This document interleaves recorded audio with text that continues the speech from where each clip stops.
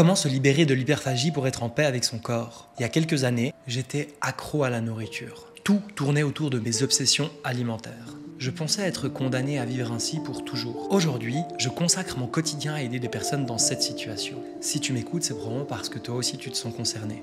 Si tu veux gagner en liberté, en légèreté, mais surtout en sérénité, tu es au bon endroit.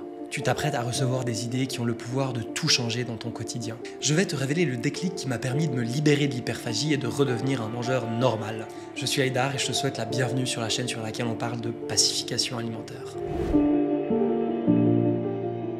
Avant de développer des troubles du comportement alimentaire, j'ai connu ce que j'appelle la lune de miel des régimes. Au début, tout me réussissait, j'arrivais super bien à suivre mes plans alimentaires et je perdais du poids. Ça me motivait beaucoup et je me sentais devenir la meilleure version de moi-même. J'étais persuadé d'être sur le bon chemin et de bien faire les choses. J'étais fier et secrètement, j'avais un sentiment de supériorité par rapport à toutes les personnes qui mangeaient des aliments transformés. En réalité, le tableau était beaucoup moins idyllique. J'étais en train de gaver mon ego tout en affamant mon pauvre corps. Pendant que je me gargarisais de mon reflet plaisant dans le miroir, mon organisme tout entier était lui en train de se mettre en alerte pour se protéger face à ce qu'il a perçu comme un danger pour sa survie.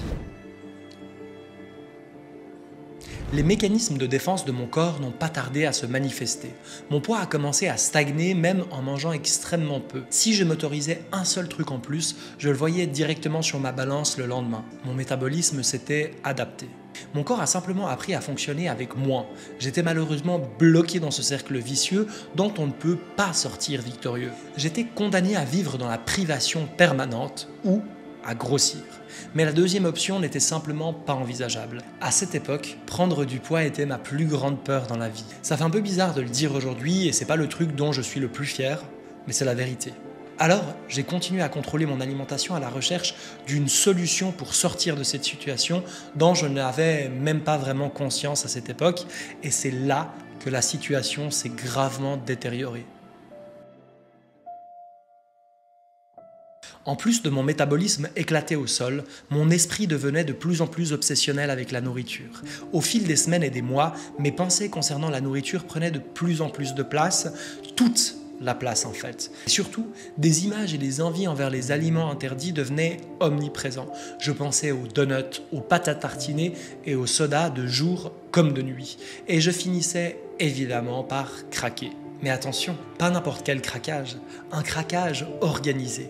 Le fameux cheat meal qu'on nous recommande encore dans le domaine du fitness. Sauf qu'il ne s'agissait en l'occurrence que d'un déguisement pour rester dans le déni de mes crises d'hyperphagie.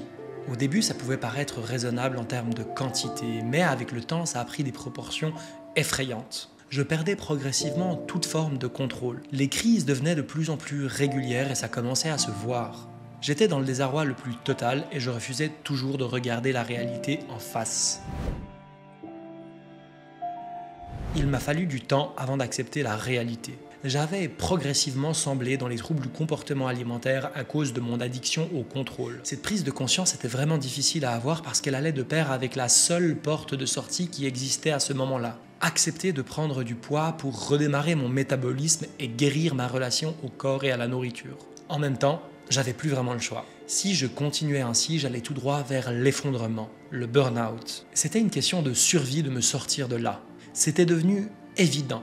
J'avais bien compris ça, mais maintenant il me fallait faire face à une question encore plus terrible. Comment faire pour m'en sortir? Alors oui, c'est bien joli la théorie de faire la paix, mais comment sortir de ce piège dans lequel j'étais tombé? Il me manquait encore des pièces du puzzle et je n'arrivais plus à avancer. Je savais que je devais partir de là où j'étais, mais je ne savais pas quelle direction prendre. Où aller? J'étais en face de cette immense porte qui m'empêchait encore de gagner ma liberté. Ce n'est pas une ni deux, mais 3 clés qui m'ont été nécessaires pour déverrouiller cette situation. 3 éléments distincts, indispensables pour réussir à expliquer, comprendre mes échecs du passé, mais surtout réussir à traverser mon processus de pacification alimentaire. Si tu es encore à m'écouter, c'est probablement parce que toi aussi tu as besoin d'ouvrir cette porte pour retrouver ta joie de vivre et ton énergie. Et je suis là pour t'y aider. Concrètement, j'ai décidé de t'offrir un cadeau qui est normalement réservé à ma communauté privée. Ce bonus, c'est le guide ultime de la pacification alimentaire.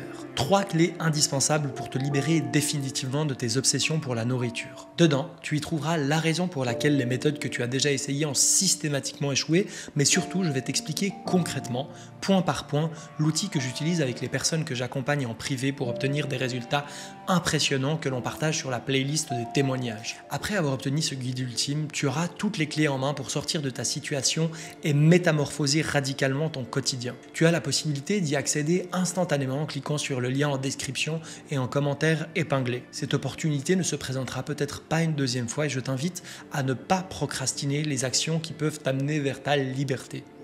J'aimerais profiter de ça pour te poser une question importante dans le développement de cette chaîne YouTube.